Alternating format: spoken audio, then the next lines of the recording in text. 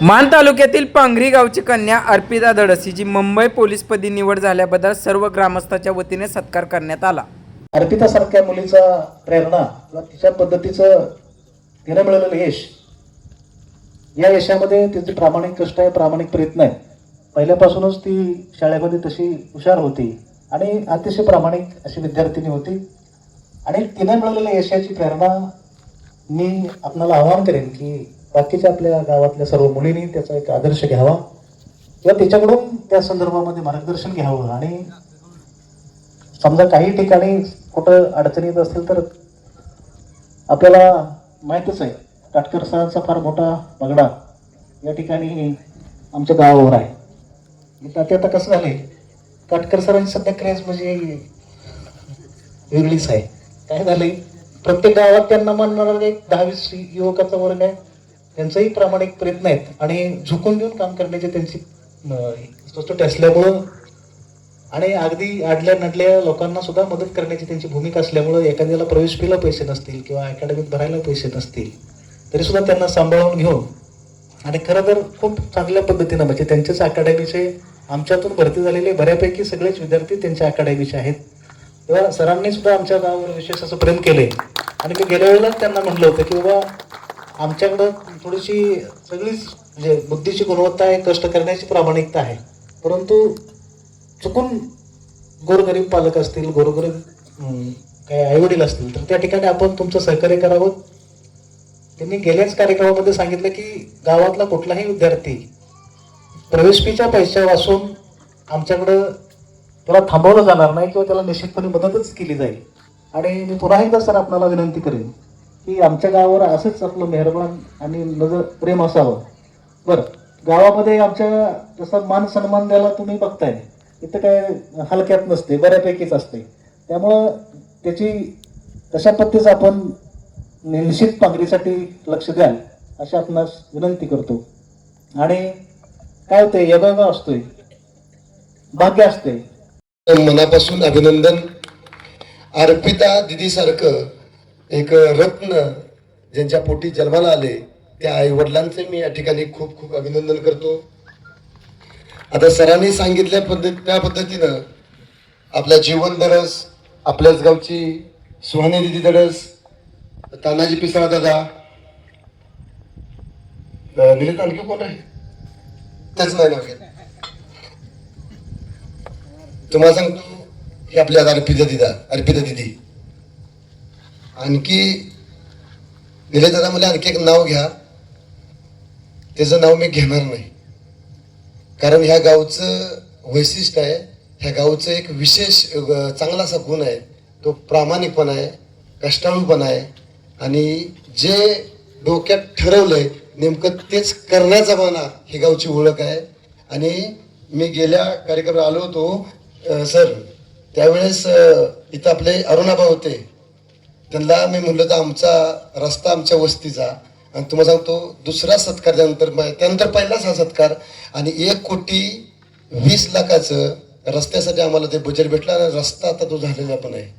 आणि हे पांगरी गावच्या या ठिकाणी या आपल्या बिरोबाच्या पावनभूमीत जो शब्द मी बोललो आणि अरुणाबांनी जसं सांगितलं, आणि आता त्यावेळेस रिक्षा सुद्धा आमच्या तिकडे जात नव्हती, मात्र आता रिक्षा म्हणा कुठल्याकडे भुंगाट जाते ते, आणि आपल्या अकॅडमीला खूप चांगलं एक त्या रस्त्यामुळं एक रूप आलेलं आहे। आणि म्हणून मी या ठिकाणी आपले मंत्री जयभाऊ यांचं मनापासून आभार व्यक्त करतो।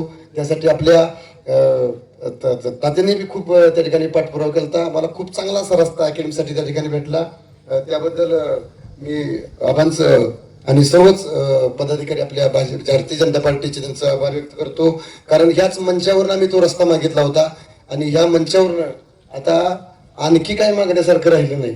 आता आम्ही त्या पोझिशनला आहे, आम्ही देऊ शकतो। जसं सरांनी म्हटले, पांगरी गावचं कुणी बी मुलगा मुलगी कुणी त्या ठिकाणी यावी, पैसा नाही म्हणून लेकरू माघार येणार नाही, हे गॅरंटेड। आणि हे आधीच ठरलंय, आपले निलेश दादा आपल्या अकॅडमीचे सचिव आहेत, नंबर 3चा अकॅडमीचे समदे व्यवहाराच्या सह्या त्यांच्या सहीनं होतात। आपले निलेश दादा गायकवाड अकॅडमी मोठ्या लेवलला पोहोचवण्यामध्ये आपल्या निलेश गायकवाड यांचं खूप मोठं योगदान आहे. त्यांच्या शेजार बसले आपले किसन वर्कर नाना, ते आता बोलतील तुमच्याशी. त्यांचंही अकॅडमी मोठी करण्यासाठी खूप मोठं असं योगदान आहे. आणि त्यांचीच भाची आपल्या पांगरी गावची आहे सुहांदिदी धडस. काय सुहानी विठ्ठल धडस तुमच्या गावचीच मुलगी आहे, पण आता शोकासनला असता काय. तर तीही दिदी भरती झाली आहे. खूप चांगलं असं अकॅडमीचं काम त्या ठिकाणी चाललंय. आता जास्त न बोलता कार्यक्रम अगोदर खूप उशीर झालाय, पण अर्पिता दिदे तुझं मनापासून अभिनंदन करतो. खूप चांगलं असं यश तू या ठिकाणी मिळवलंय आणि आपल्या पांगरी गावच्या अनेक मुलींना तुझ्याकडून प्रेरणा घेऊन त्या ठिकाणी यश मिळवता येईल.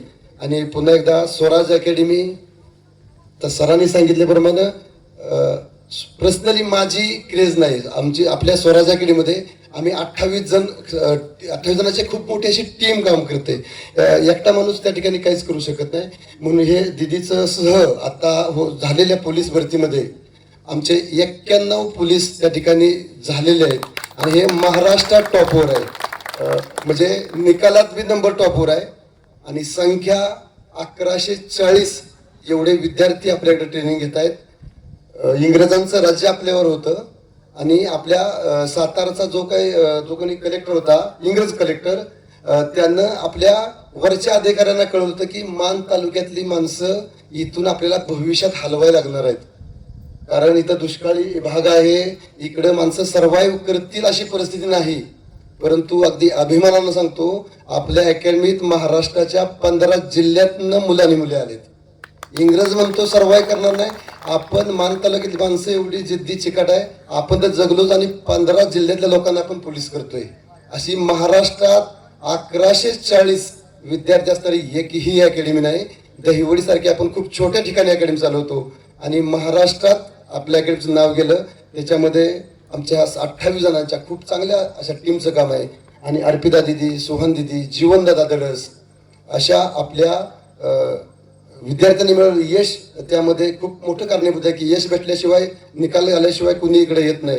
अशा पद्धतीने म्हणून आपल्या हे गावचं या ठिकाणी खूप मोठं योगदान अकॅडमी मोठं करण्यामध्ये आहे. त्याच्यानंतर आता मी नेहमी सांगत असतो की स्वराज अकॅडमीचं नाव नाही असं महाराष्ट्रात एक बी गाव नाही. आणि स्वराज अकॅडमीत आलेला प्रत्येक जण भरती नाही केला तर सुनील काटकर माझं नाव नाही.